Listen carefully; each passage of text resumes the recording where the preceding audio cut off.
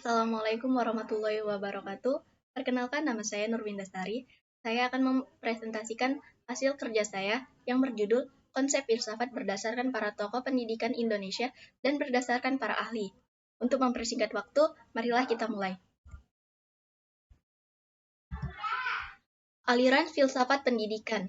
Ada beberapa aliran filsafat yang digunakan dalam dunia pendidikan, yaitu aliran idealisme, aliran esensialisme, dan aliran progresivisme. 1. Aliran idealisme. Idealisme merupakan filsafat tertua, dengan tokoh aliran ini adalah Plato, 427 sampai 347 semasa Masehi, yang dianggap sebagai bapak idealisme di dunia barat. 2. Aliran esensialisme. Filsafat esensialisme didasari oleh pemikiran filsafat idealisme Plato dan realisme Aristoteles. Aliran filsafat esensialisme muncul pada zaman Renaissance, merupakan perpaduan ide filsafat idealisme objektif di satu sisi dan realisme objektif di sisi lainnya. 3. Aliran progresivisme. Aliran progresivisme dapat diartikan secara umum sebagai aliran yang menginginkan kemajuan secara cepat.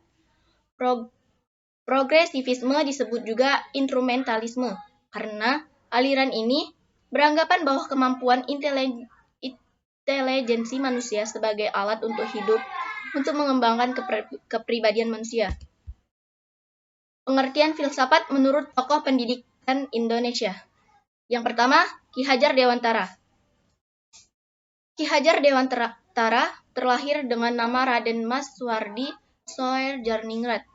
Beliau lahir di kota Yogyakarta pada tanggal 2 Mei 1889.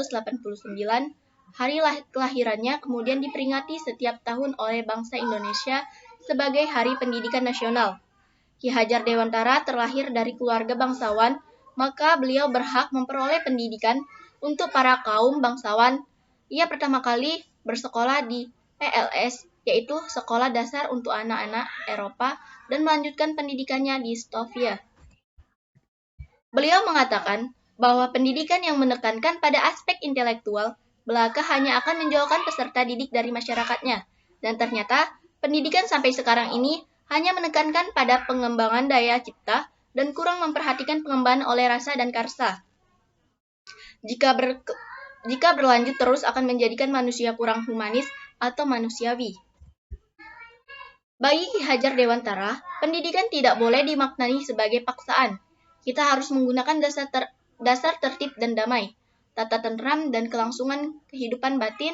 Kecintaan pada tanah air menjadi prioritas, karena ketetapan pikiran dan batin itulah yang akan menentukan kualitas seseorang.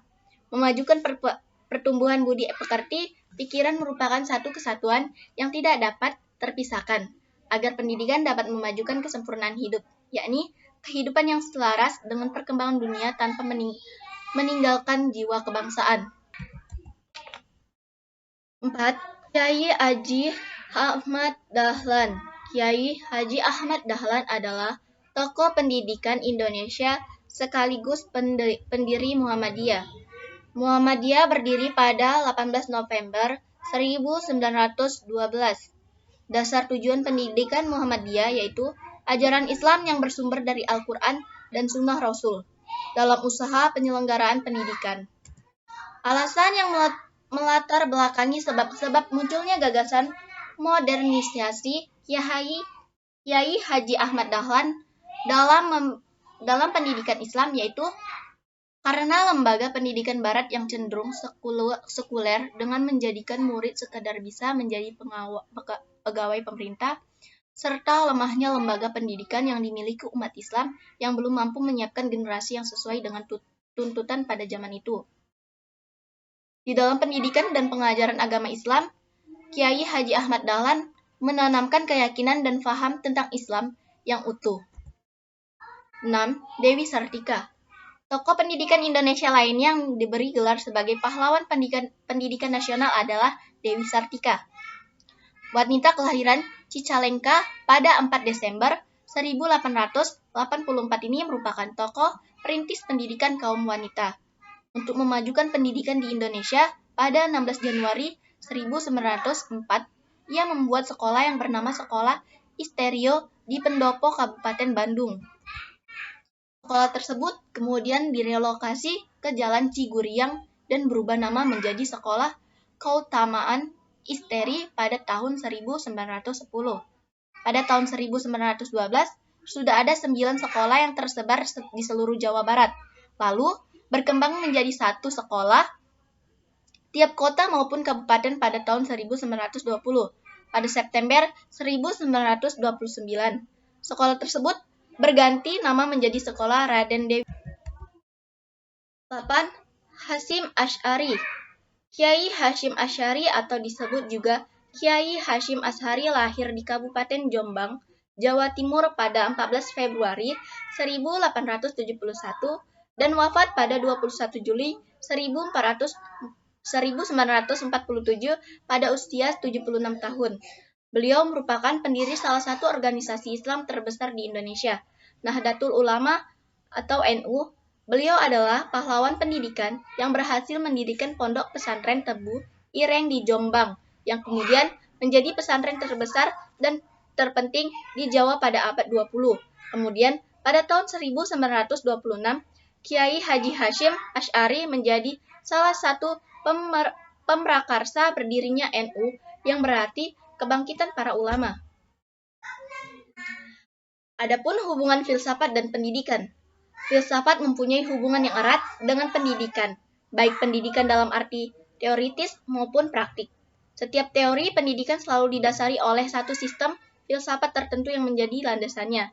Demikian pula, semua praktik pendidikan yang diupayakan dengan sungguh-sungguh sebenarnya dilandasi oleh suatu pemikiran filsafat menjadi ideologi pendorongnya. Pemikiran filsafat tersebut berusaha untuk diwujudkan dalam praktik pendidikan.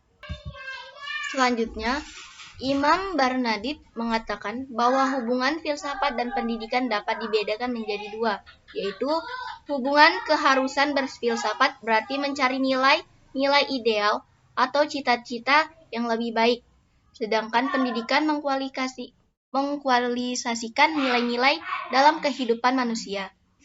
Pendidikan bertindak mencari arah yang terbaik dengan berbekal teori pendidikan yang diberikan antara lain oleh pemikiran filsafat. 2. Dasar pendidikan filsafat mengadakan tinjauan yang luas terhadap realita termasuk manusia. Maka dibahaslah antara lain pandangan dunia dan pandangan hidup. Mungkin sampai sinilah hasil presentasi saya. Kurang dan lebih saya mohon maaf. Wabillahi taufik wal hidayah. Wassalamualaikum warahmatullahi wabarakatuh.